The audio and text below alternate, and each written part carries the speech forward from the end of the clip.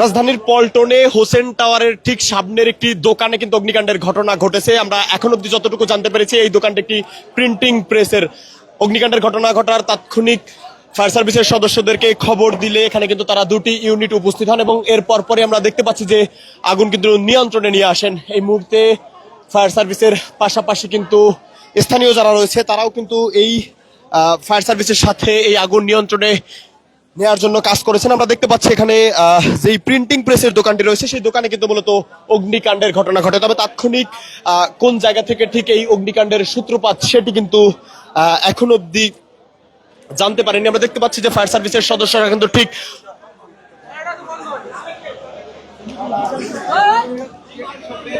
আগুন নিয়ন্ত্রণে নেয়ার কিন্তু চেষ্টা করেন। ঠিক বেশ কিছুক্ষণ পরেই আগুন নিয়ন্ত্রণে নিয়ে আসেন তারা। আমরা দেখতে পাচ্ছি ঠিক পাশাপাশি দুটি বেশ কয়েকটি দোকান রয়েছে। ঠিক এর মধ্যে কিন্তু সর্বমোট 3টি দোকান কিন্তু এই মুহূর্তে ক্ষতিগ্রস্ত হয়েছে এবং আমরা দেখতে পাচ্ছি যে এক সিরিয়ালে থাকা বেশ কয়েকটি দোকান এই ক্ষতিগ্রস্ত হয়েছে। তবে তাৎক্ষণিকভাবে আসলে কি থেকে ওই আগুনের সূত্রপাত সেটি কিন্তু জানা যায়নি এবং সব দোকানগুলোই কিন্তু ঠিক পাশাপাশি থাকায় দ্রুত এই আগুন ছড়িয়ে পড়ে।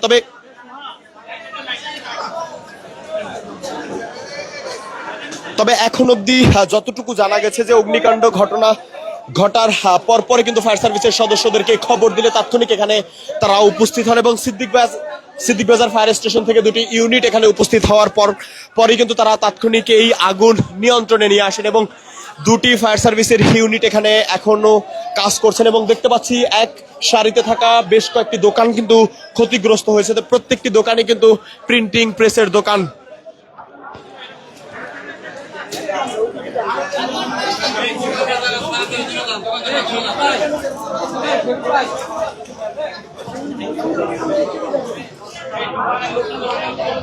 আমরা দেখতে পাচ্ছি যে এক সারিতে থাকা বেশ কয়েকটি দোকান সেখান থেকে কিন্তু ক্ষতিগ্রস্ত হয়েছে এবং তাৎক্ষণিক ফায়ার সার্ভিসের সদস্যরা এখানে উপস্থিত হয়ে কিন্তু এই আগুন নিয়ন্ত্রণে নেন এবং মূলত এখন অব্দি আসলে কোন জায়গা থেকে ঠিক এই অগ্নিকাণ্ডের সূত্রপাত সেটি কিন্তু তাৎক্ষণিক ফায়ার সার্ভিসের সদস্যরা জানতে পারেননি। তবে আমরা দেখতে পাচ্ছি যে ফায়ার সার্ভিসের দুটি ইউনিট তারা এখানে উপস্থিত হয়ে কিন্তু এই আগুন ঠিক খুব কম সময়ের মধ্যেই কিন্তু নিয়ন্ত্রণে নিতে সক্ষম হয়।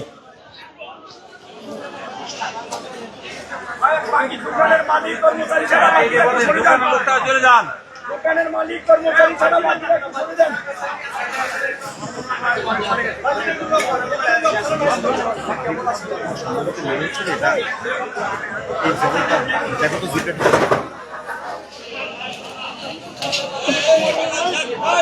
দোকানের কর্মচারী মালিক ছাড়া বাকিরা একটু সরে যান।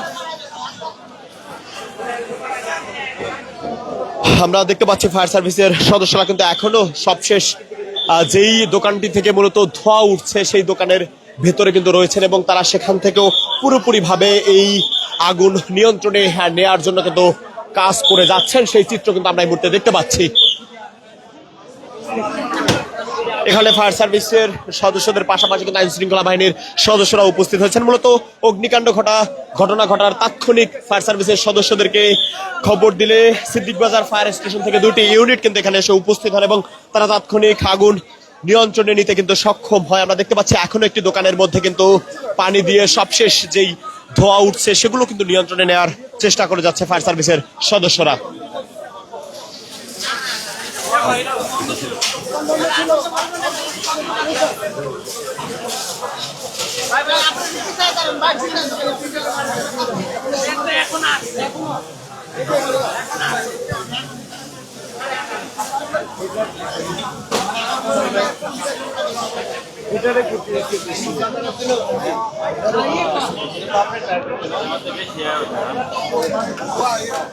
কিসের দোকান ছিল?